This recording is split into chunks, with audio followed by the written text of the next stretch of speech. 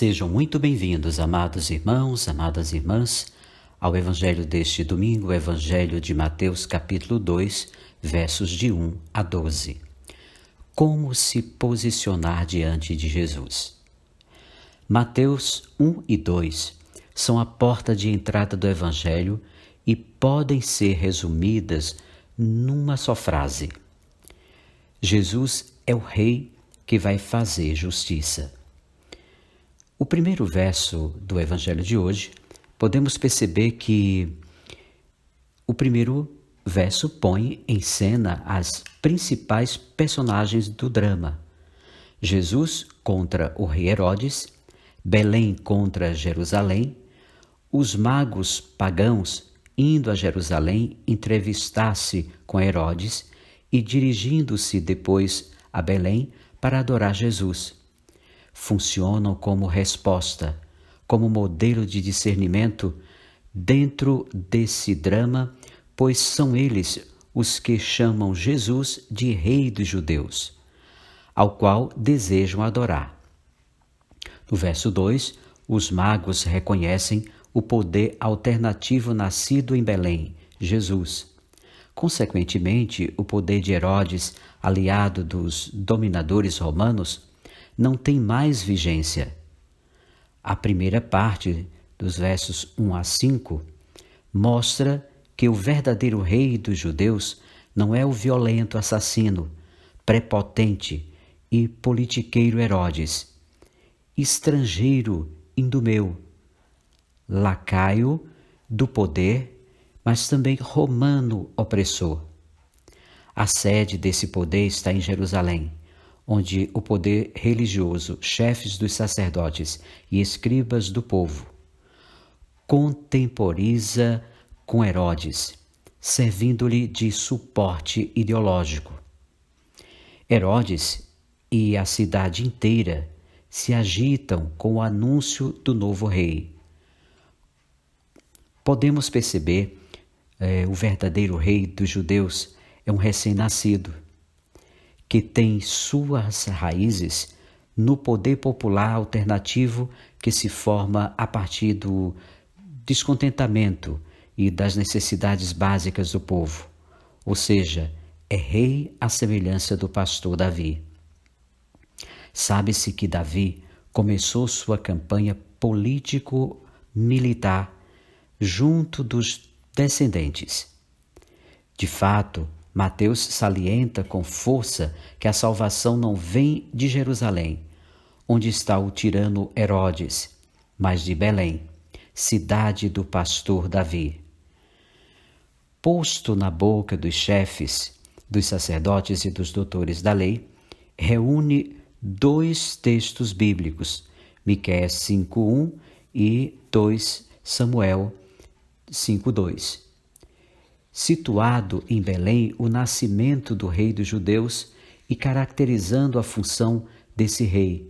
Ele é um chefe que apacentará o povo de Israel. Portanto, de Belém, poderíamos dizer, da periferia de Jerusalém, pois Belém era uma aldeia a 8 quilômetros ao sul de Jerusalém.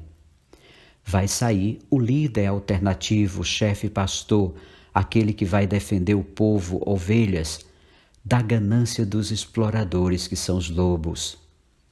O verdadeiro tipo de adorador é aquele que, no meio dessa sociedade conflituosa, descobre que a salvação não pode vir dessa ação violenta do poderoso tirano, nem pela falsa religião patrocinada pelos líderes religiosos serviçais do prepotente Herodes. A salvação vem através do pequeno da periferia de Jerusalém. Os magos são os primeiros a intuir isso, e seu desejo é adorar esse novo poder que nasce do pobre.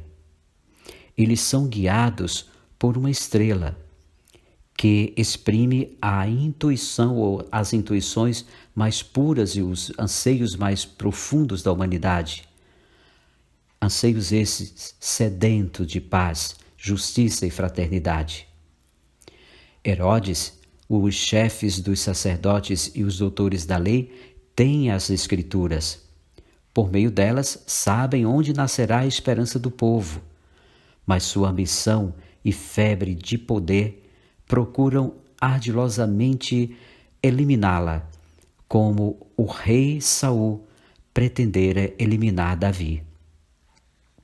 Assim, na segunda parte do texto de hoje, mostra a coerência dos pagãos em relação à nova forma de entender a sociedade e o mundo. Guiados pela estrela, nota-se que ela só reaparece depois que se afastaram de Herodes e de Jerusalém. Chegam a Belém e encontram o menino. Nesse menino da periferia, reconhecem o rei que faz justiça e se prostram diante dele, e de fato acontece esse encontro maravilhoso. Prostram-se e oferecem tributos. O gesto de reconhecimento é acompanhado da oferta do que há de melhor em seus países: ouro, incenso e mirra. É possível ver aqui um eco do que diz o Salmo 72, que tem como eixo a pessoa do rei, que os reis de Tarsis e das ilhas lhe paguem tributos, que os reis de Sabá e Seba lhe ofereçam seus dons, que todos os reis se prostrem diante dele e as nações todas o sirvam. O episódio dos magos tem outras referências no Antigo Testamento.